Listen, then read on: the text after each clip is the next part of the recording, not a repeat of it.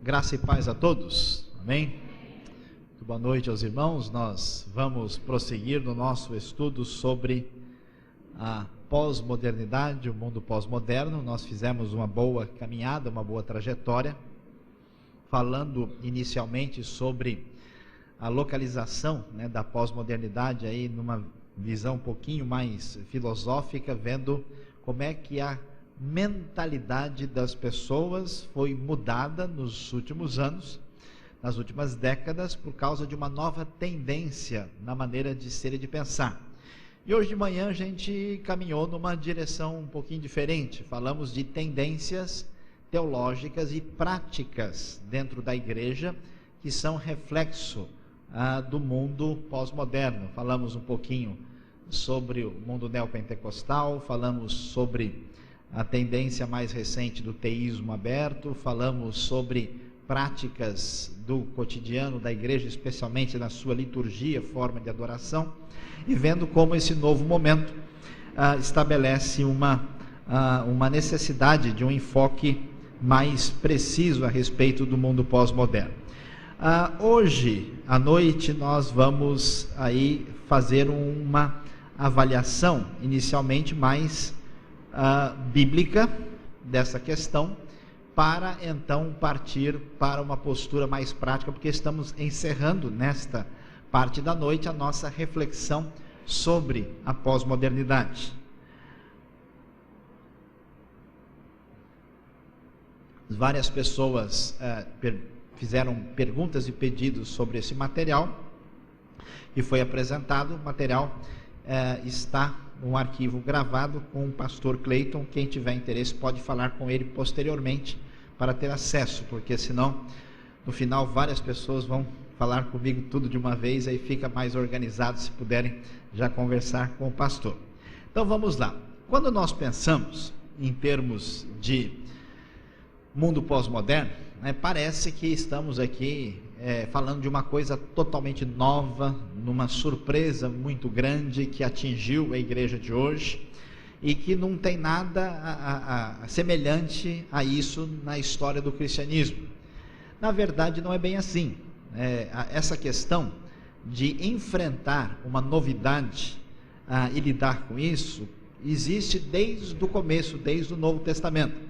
E isso é importante para que nós possamos entender o impacto e a força da fé cristã, que com a sua sabedoria, com a sua bênção e de ensinamento para nós, é capaz de enfrentar o mundo pré-moderno, o mundo moderno, o mundo pós-moderno e qualquer tipo de realidade. Interessante, um artigo escrito por um sociólogo numa revista não evangélica nos Estados Unidos, há um tempo atrás. Ele dizia que o cristianismo é a religião que vai imperar no século XXI. Perguntaram por quê? Ele diz: pela sua adaptabilidade.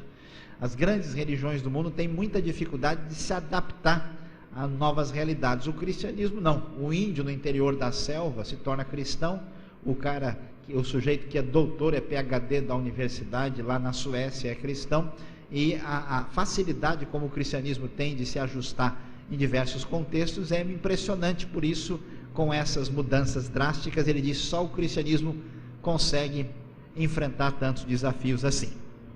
Então vamos lá. Quando nós olhamos para o Novo Testamento, é interessante que, de um lado, o Novo Testamento valoriza muito o que é chamado de tradição. Vejam, por exemplo, as referências de 2 Tessalonicenses, da parte de Paulo, que dizem o seguinte: portanto, irmãos, permaneçam firmes e apeguem-se às tradições que lhes foram ensinadas, quer de viva voz, quer por carta nossa. 2 Tessalonicenses 2,15. Capítulo 3, verso 6 diz: irmãos, em nome de nosso Senhor Jesus Cristo, nós lhes ordenamos que se afastem de todo irmão que vive ociosamente, e não conforme a tradição que vocês receberam de nós. É interessante que a palavra tradição é usada nesse contexto de maneira positiva.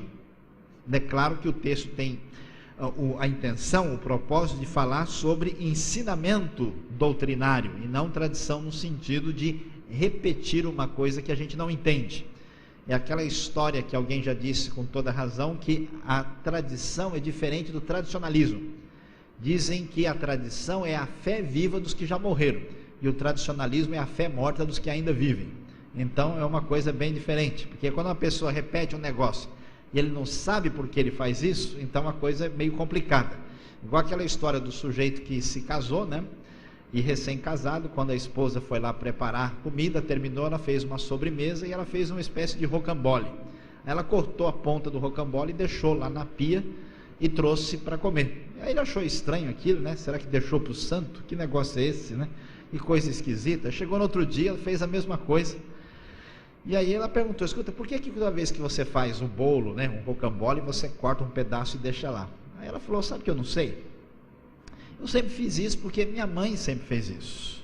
Aí ela foi e ligou para a mãe, para saber por que a mãe tinha esse costume. A mãe parou, pensou, falou: sabe que eu também não sei? Eu sempre fiz isso e, na verdade, eu estou pensando aqui, sabe quem me ensinou isso? Foi a vovó, a sua avó que fazia isso, e eu sempre fiz porque ela sempre fez assim. Aí finalmente foram atrás da avó para resolver o tremendo dilema, afinal de contas, por que isso acontecia. Perguntaram então para a avó o que ela fazia. Ela falou: não, o problema é que quando eu era nova, quando eu casei, eu tinha 20 anos de idade, né?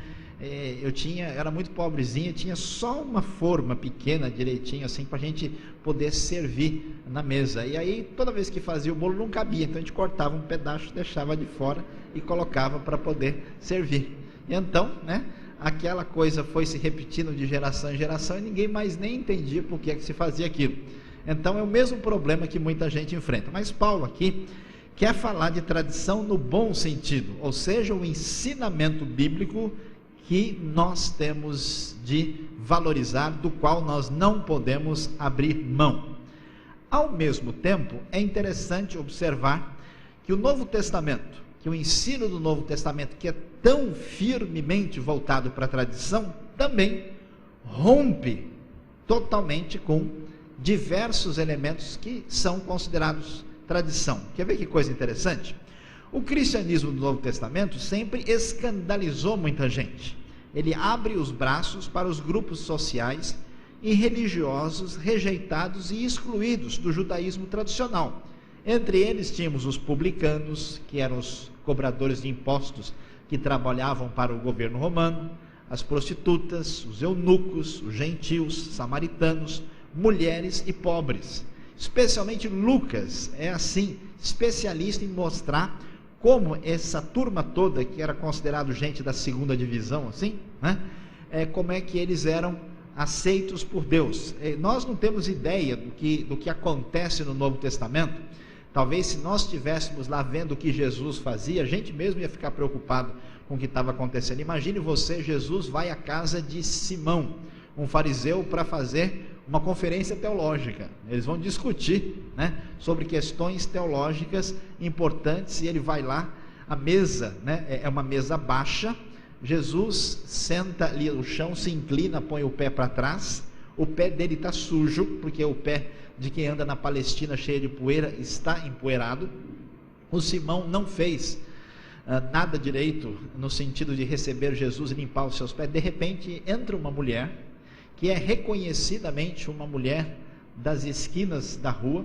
Provavelmente ela entrou na casa porque nenhum fariseu tinha coragem de chegar perto dela para impedir, para não tocar, para não se deixar contaminar. Essa mulher vem e começa a chorar nos pés de Jesus. Jesus não faz nada. Imagina uma cena dessa, né? Jesus não faz nada. Se eu tivesse no lugar de Jesus, eu falei: ó, se dá licença, agora eu não posso atender. Está aqui o meu cartão, né, o meu e-mail, né? A gente pode conversar num outro horário, marca um horário lá no gabinete, né, de preferência com a presença de algumas irmãs de oração do lado, e você não faça isso porque é feio, vai pegar mal, né? O que eu posso fazer? Mas Jesus não se incomoda com isso. A mulher chora nos seus pés, ela tira o perfume, que é o seu instrumento de trabalho, por incrível que pareça, joga ali, e ela mistura o cabelo com o pé de Jesus, cheio de poeira. Talvez tenha feito até reflexo, não sei, né, quando essa mistura assim tão diferente, né? E imagina o que isso significava. Então, o cristianismo, em grande parte, mostrava um comportamento contra muito daquilo que era considerado uma tradição sadia do seu tempo. Ao mesmo tempo, nós vamos encontrar Paulo com uma atitude que chama atenção. Paulo apresenta uma diversidade de abordagens na sua obra missionária. Ele, por exemplo, quando está em Atenas, ele é muito diferente do Paulo que está em Tessalônica. Lá em Atos 17, em Tessalônica, ele tem um ambiente diferente de Atenas. Ele encontra um ambiente mais judaico e no outro ele encontra um ambiente mais gentílico, mais grego. Ele é de fato judeu para os judeus e sem lei para quem não está debaixo da lei. E eu fico muito impressionado com isso pela seguinte razão: nós vamos descobrir como é que Paulo, sendo alguém criado na tradição judaica mais ferrenha, como nós sabemos da expressão bíblica que ele era fariseu de fariseus, como é que Paulo conseguiu ter um jogo de cintura desse, de se adaptar a situações diferentes e de agir diferente em contextos diferentes? Meus amados irmãos, é interessante como é que a gente vê que certas pessoas não têm embreagem, não conseguem mudar de marcha. É a mesma casa, o mesmo banco, o mesmo jardim, tudo é igual, né? Não são capazes de perceber circunstâncias diferentes. Eles sacralizam métodos, coisas secundárias e não valorizam o que é essencial. O Novo Testamento tem uma proposta diferente. A essência, o conteúdo do Evangelho não pode ser mudado. Não se abre mão. A forma sempre é relativa e é secundária. E as pessoas parecem valorizar mais o que é secundário do que o que é essencial. Veja só, a adaptação de Paulo a novas situações é surpreendente. Em Éfeso, em Atos 19, de 8 a 10, onde ele teve o seu ministério mais longo, ele deixou a sinagoga e abriu uma igreja numa escola, com facilidade muitas vezes rara atualmente. É muito impressionante. Paulo foi criado como judeu religioso. Você sabe que um judeu religioso, um ortodoxo hoje, ele mais ou menos reza 14 horas por dia. Ele vai comer um pedaço de pão, ele fala Baruch atah Hashem Eloheinu melech haolam asher natan et halechem hazeh. Aí come. Cada coisa que o sujeito vai dizer, vai fazer, ele tem que dizer uma brachá. É uma coisa impressionante. Um dia eu encontrei um judeu religioso ortodoxo que se tornou messiânico, acreditou em Jesus, e eu fui almoçar com ele. Quase não consigo almoçar, porque chegamos lá, na hora de chegou o suco, pronto, o homem blá, blá, blá, blá, blá, e olha que eu ainda consegui acompanhar o que estava acontecendo. Imagine uma pessoa que não sabe para que lado vai. Falei, o cara vai sair correndo, né? Daqui a pouco outra coisa, eu sei que o almoço que era para meia hora quase demora 2, metade do tempo foi rezando. Aí quando eu achei que a coisa já estava tranquila, chegou no final, estava já indo embora, ele falou, espera aí que eu tenho mais uma bênção para dizer. Eu falei, mas o que? Não chegou mais nada, já acabou. Não, agora vamos agradecer e vamos fazer uma bênção pela comida que nós não comemos, o que ficou. Aí blá, blá, blá, blá, blá, blá, blá, e começou tudo de novo. Então, imagina uma pessoa criada numa tradição, numa espécie de ambiente desse. Como é que Paulo, com a graça bendita do Evangelho, adquiriu a capacidade de saber, se eu estou no meio dos gentios, eu vou agir com uma metodologia. Se eu estou no meio dos judeus, eu ajo de outra maneira. Paulo, que sempre acostumou desde pequeno, que ele precisava ir na sinagoga, ler a Torá, seguir certos rituais, quando ele percebeu que em Éfeso a sinagoga não dava certo, Paulo teve jogo de cintura suficiente para começar o trabalho da igreja na escola de tirano, como diz a Bíblia. E é bom você ir tirando lições para a sua vida e aprendendo desse assunto, porque isso é muito importante. Aí, o que a gente vai descobrir? Uma coisa interessantíssima, que os irmãos podem guardar no segredo no coração e compartilhar com a torcida do Corinthians e do Flamengo, né, para dizer sobre o assunto. O cristianismo traz consigo uma tensão de forças. Por um lado, ele é essencialmente conservador, apelando para as tradições originais como fonte de legitimidade. A verdade, a doutrina, aquilo que Deus nos mostrou sobre Cristo, a salvação, não se abre mão de jeito nenhum, nunca o cristianismo negocia o que são ali as pedras fundamentais da fé. Por outro lado, o cristianismo é a única religião verdadeiramente liberal desse mundo, rompendo com determinadas tradições religiosas estabelecidas. Tudo que é secundário, tudo que é negociável, tudo que não é fundamental e essencial, o cristianismo simplesmente tem facilidade de adaptação. Por isso que o cristianismo teve tanto impacto no mundo do Novo Testamento, porque havia um cristianismo que fazia sentido para os judeus, para os gregos, para os bárbaros, para os citas, para todo tipo de gente, com adaptabilidade total. O simples fato de se poder traduzir a Bíblia para a língua das pessoas que estavam recebendo o Evangelho mostra a tremenda capacidade de adaptação do cristianismo. Por isso, a gente deve entender aqui uma verdade importante. O mundo da pós-modernidade é um mundo que nos desafia a mudanças, a um redimensionamento da nossa maneira de ser e de pensar. E esse redimensionamento é necessário porque senão nós vamos ter problemas no nosso desenvolvimento e crescimento. A coisa não vai funcionar direito. Quer ver? Olha aí, nós temos uma figura de uma tartaruga que ficou presa numa situação que não deu muito certo. Colocaram um cinto, apertando para que a coisa funcionasse de uma certa maneira, e isso não funcionou direito. Aí nós vemos a tartaruga sendo prejudicada. Então preste atenção, assim como existe um erro muito sério em negociar os ensinamentos fundamentais da fé, que nós tentamos focalizar isso na abordagem teológica hoje de manhã, da mesma maneira existe um erro muito grande em não redefinir a nossa metodologia de trabalho em função dos desafios dos novos tempos. Eu fiquei e ainda fico impressionado com a realidade de grupos cristãos, igrejas que estão morrendo, não porque são fiéis à palavra de Deus, mas são fiéis a um jeito de ser do século XVI, do século XVII, do século XVIII, que não tem nada a ver com a realidade contemporânea e não conseguem mais comunicar o Evangelho para ninguém. É tão importante defender a verdade como ter a flexibilidade metodológica de trabalho cristão, como foi o caso do apóstolo Paulo. Diante disso, nós vamos começar aqui a observar agora alguns detalhes importantes sobre as mudanças do nosso tempo e qual é o valor dessas mudanças para a nossa realidade. Nós falamos mais de maneira filosófica ontem. Hoje à noite vamos focalizar algumas questões, principalmente de natureza sociológica, que precisam ser consideradas. Que mundo é esse em onde estamos vivendo? Primeira coisa importante para ser observada: o nosso mundo não é apenas pós-moderno filosoficamente. As mudanças dessa pós-modernidade são acompanhadas de vários pacotes extras das mudanças sociais que estamos enfrentando. A primeira delas, que tem a ver muito com a nossa realidade pós-moderna, é o impacto da mídia e da globalização. O que quer dizer isso?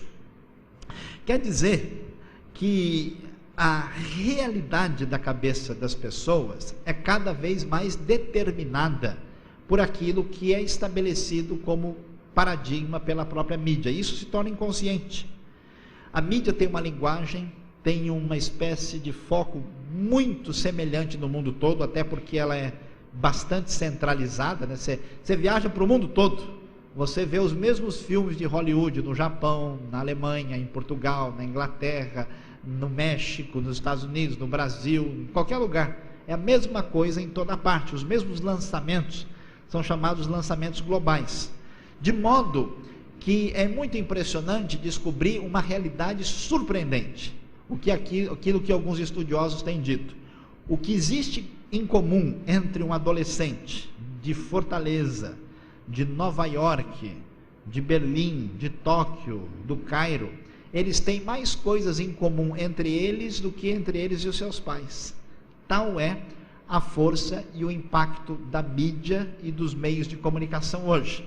Nós vivemos numa espécie de aldeia global, onde todo mundo quer vestir a mesma roupa, todo mundo bebe a mesma bebida, que eu não vou dizer o nome, senão os irmãos vão ficar chateados, Todo mundo faz a mesma coisa, a mesma casa, o mesmo banco, o mesmo jardim, tudo é igual, e eu estou triste porque eu não sei até quando isso não terá fim. Todo mundo tem o direito de ser idêntico. As pessoas perderam até a sua personalidade. Todo mundo tem direito de copiar os outros, né? A cabeça das pessoas parece que parou de pensar. Esse impacto é surpreendente. O gosto das pessoas é determinado até pela lógica de formação do mercado. A nossa cultura, antes, no mundo moderno, era a cultura da linguagem escrita, falada e linear, né? O raciocínio linear. A nossa cultura hoje mudou para ser uma cultura da imagem. É interessante, toda parte, né, você vê explosão de imagens, é outdoor, é foto, né, é internet, você vê uma sobreposição de imagens por toda parte.